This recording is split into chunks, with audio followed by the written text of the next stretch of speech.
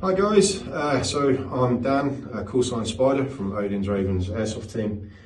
This will be the first actual sort of review stroke comparison video that we're doing today.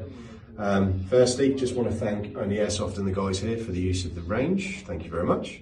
Also Pew Club Entertainment, if you can go over and give those guys a follow if you're not already, for the use of the Olight Odin to do this comparison video.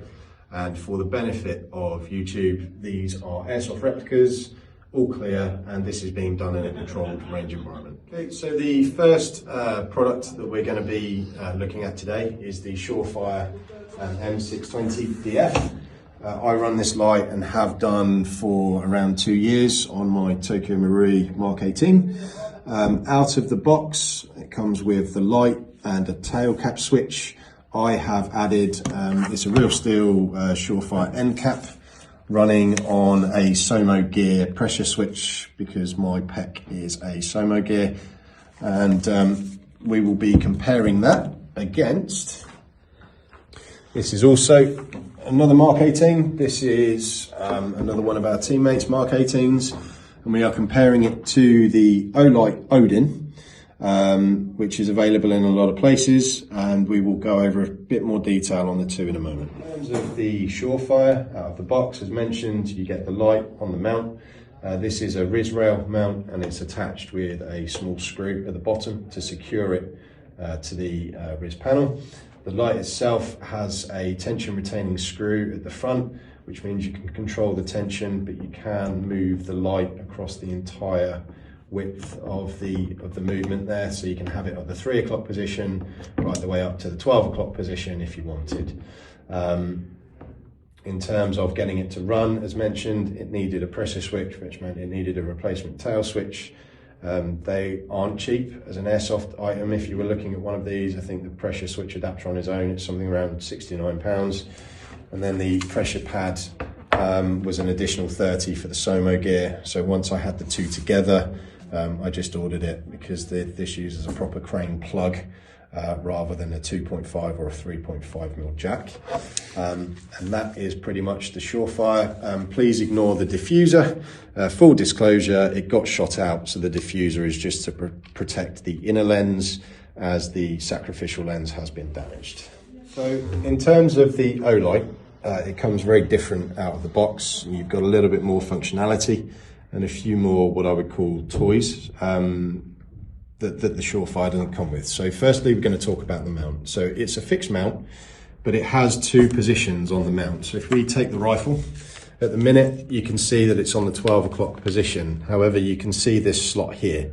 It's actually a quick release mechanism. So this little latch, depress in towards the body and it releases the torch and it slides straight out. Put it into the other slide. Excuse me. Once it clicks, as you can see, it's locked into place. It cannot go out of that body. So it's a nice, quick, easy switch if you feel the need, but it also gives you that functionality of fixing it where you want without too much of a drama. This is the locking mechanism for the pressure pad and the pressure pad mount, which both come in the box.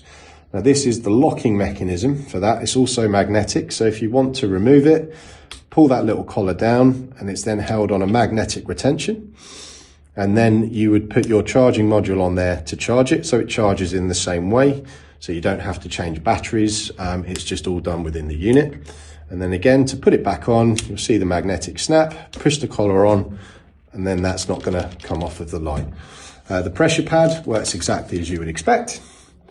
And the mount for that pressure light also fits really, really well across the RIS. There's no wobble in that at all. That's not going anywhere and it will stay exactly where you want it to be. So coming back to the Surefire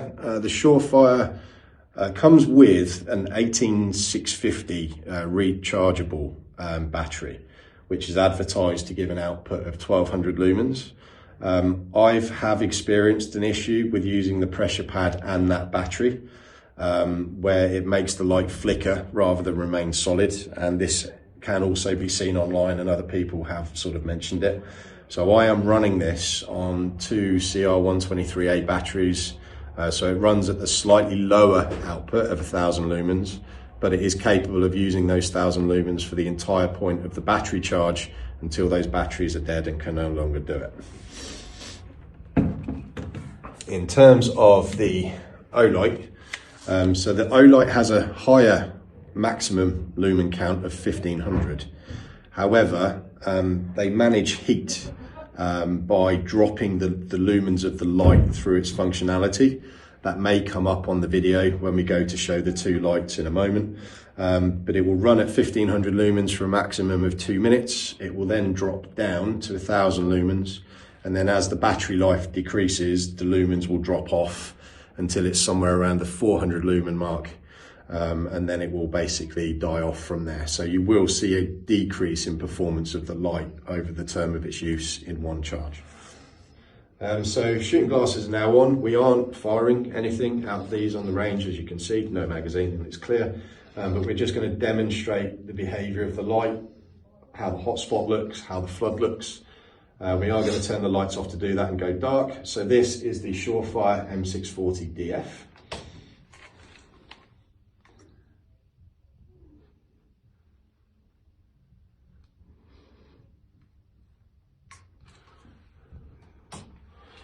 Use that one. And then this is the Olight Odin.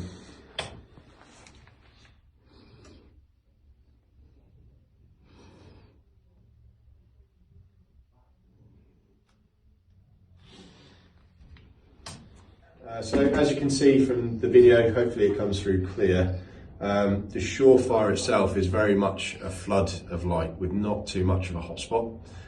So if you're in an environment that's particularly dark that you need to move through quickly, that flood of light is very nice to just be able to move through and identify anything that may be in front of you.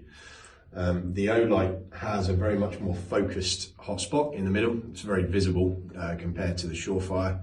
But it also does carry a nice little flood as well, as you can see going down there. Ultimately, either light you're not going to struggle to use in a CQB environment or a woodland environment, to be fair.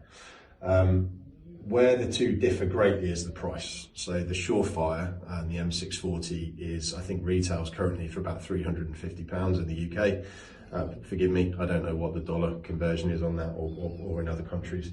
Whereas the Olight Odin retails at £149.99. So in terms of the cost differential, the Olight would look to be a fair option, and in use and experience it has worked very well as well.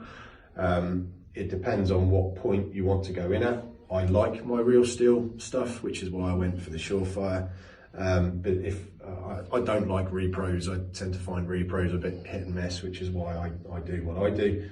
But I would personally, if I had the option of the Olight and I was to buy something and I didn't have the funds to buy that but didn't want a repro, the Olight is a perfectly good product to use as a replacement, and I would be happy to run it on my kit on a game day, be it a night game, CQB, whatever I would happen to be doing. So really, really good product. But as a comparison, I would say from today, purely because of the hotspot and the price point, as an airsofter, not a real steel shooter, the Olight Odin probably comes out on top. The performance, as you saw with the hotspot, is much nicer for those slightly longer engagements. And again, functionality and what comes with it is really, really nice as well. I do love my Surefire. I'm never going to change my Surefire. But you know, if I didn't have either, I would probably go for the Odin.